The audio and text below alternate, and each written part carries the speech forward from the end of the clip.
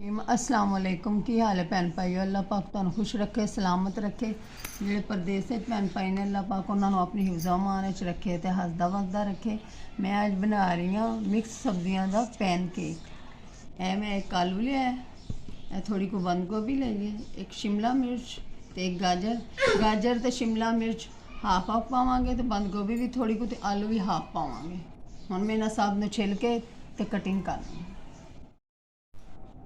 सारिया सब्जियां जिहड़ियां मैं कद्दूकश कर लिया ने, गाजर भी आलू भी, बंद गोभी बरीक बरीक कट्टी है तो ना शिमला मिर्च बरीक बरीक कट ली।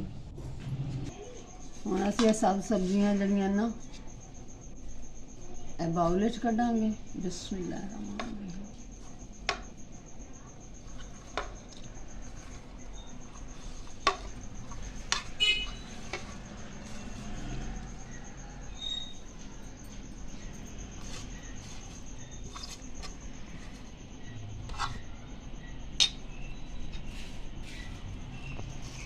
ਹੁਣ ਇਹਦੇ ਵਿੱਚ 2 ਚਮਚ ਅਸੀਂ ਕੌਰਨਫਲੋਰ ਮਿਲਾਵਾਂਗੇ।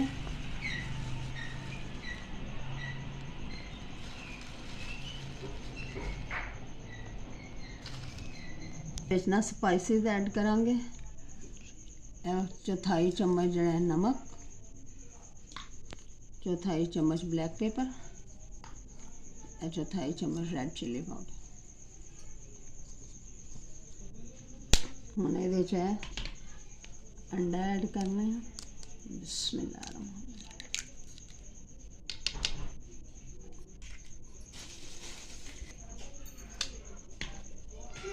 रहीम। 2 अंडे ऐड करके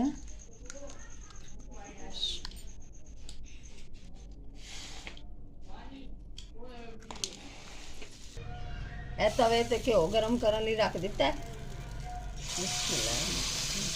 तवे ते फ्राई पैन च तुसीं बना सकते हो, तवे ते भी बना सकते हो, जिहड़ी चीज़ तुहानूं ईजी लगे तुसीं बना लो। इहनूं थोड़ी देर ना इस तरह ही 5-7 मिनट रखना पेगा, फिर उस तो बाद इहनूं पलटावांगे। एक साइड तो है पक गया। हुण पैन केक ते मैं साइड चेंज की, हुण दूसरी साइड तो पका लें। साइड चेक करने हैं पकी है कि नहीं है, पक गई है। दूसरी साइड तो अच्छी तरह पका ली। माशाल्लाह कितना खूबसूरत कलर आया। हुण पैन केक पक गया, रेडी हो गया। हुण असीं इहनूं उतार लेंगे।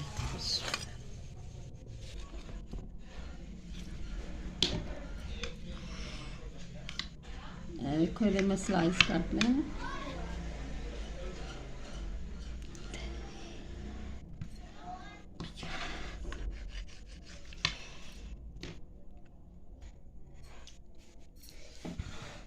साढ़े पैन केक वेखो तैयार हो गया। माशाल्लाह कितना खूबसूरत लग रहा है।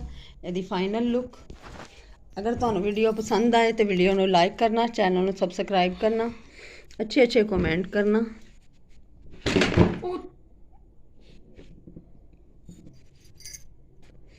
अल्लाह हाफिज़।